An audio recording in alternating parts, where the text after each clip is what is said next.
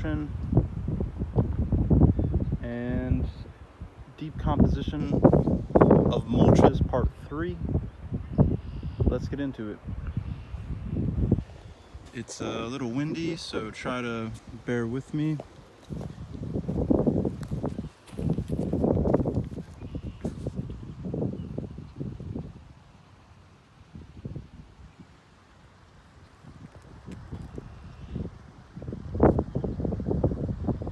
Garlic is coming up wonderfully, and I've mulched both of these. I'll link to all the relevant videos here up top or down in the description. And I'm still working on this last little path right here. Not path, bed. It's gonna be bed. This, how this looks, this is gonna look. And I got to right about there, about a quarter of the way, almost halfway. And what I wanted to talk about real quick at this early stage of the season and this newly established plot,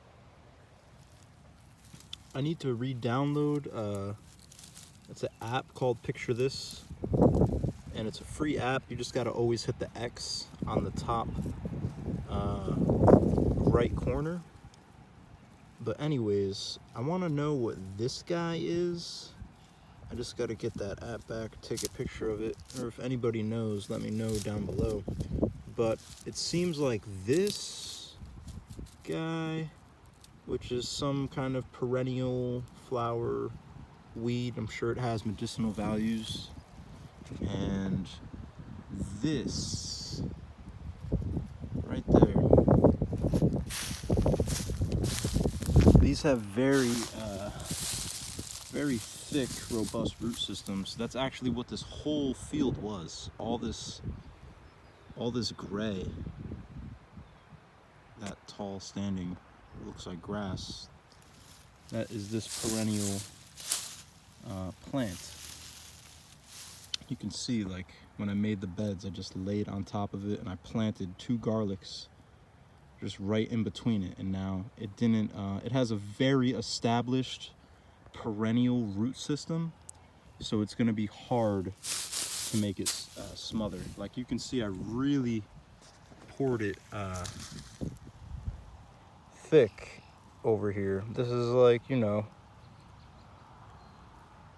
we're pushing 6 inches thick over here, and I guess I needed to go a little bit thicker because as you can see, they're still able to push their way up, but then again, this might not be one of the deeper spots, so got to do my best to make it even. When I spread it out, you can see it's still coming up a little bit, but I don't want to fight this.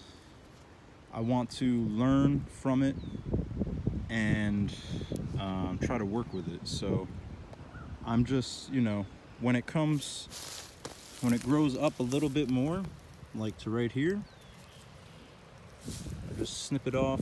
Imagine if these were hedge trimmers, and then, you know, gonna lay a whole bunch of leaves right on top of it and just continue that process, that smothering process. And then once the grass starts to grow, then we'll be able to bring the grass from over to there and put it on top of all the weeds. So we had one of our warmest days today, and it's gonna drop down into the 20s tonight. So I'm a little, you know, just meh about how the seedlings are gonna do, but I'm gonna have to start more anyways. So they are looking good in there. I guess we'll take a sneak peek just in case they get completely completely obliterated. Yay! Kohlrabi, kale, lettuce all the way back down there. Everything's looking great, but we're supposed to see 23 or 26 tonight. Onions all the way in the back, and that is just too cold. And I've heard that things that can be done to help prevent, you can see they already got a little burnt from last night's cold dip down. And I've learned to prevent, you can water them in real nicely, or you can put another layer of cover. And sometimes I've noticed that that other layer of cover can do a little bit more damage, because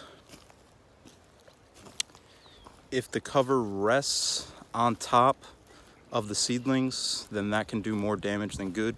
And I don't really have a good way to make that second layer of cover not rest on the seedlings. So I'm probably just gonna water them in real good and hope for the best.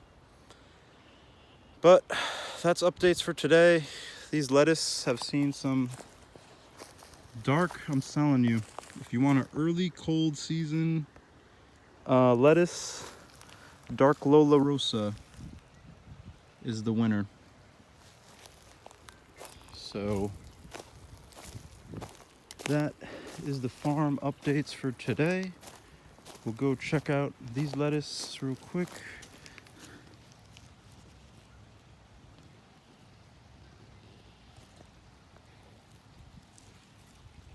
Going really nicely. And check out the pasture real quick. The beautiful green growing in. And yeah. So that is the updates for today. We'll be mowing in about 2 weeks. About 2 weeks, the beginning of May. And yeah. So one love wholeness. Have a blessed day. That's today's updates.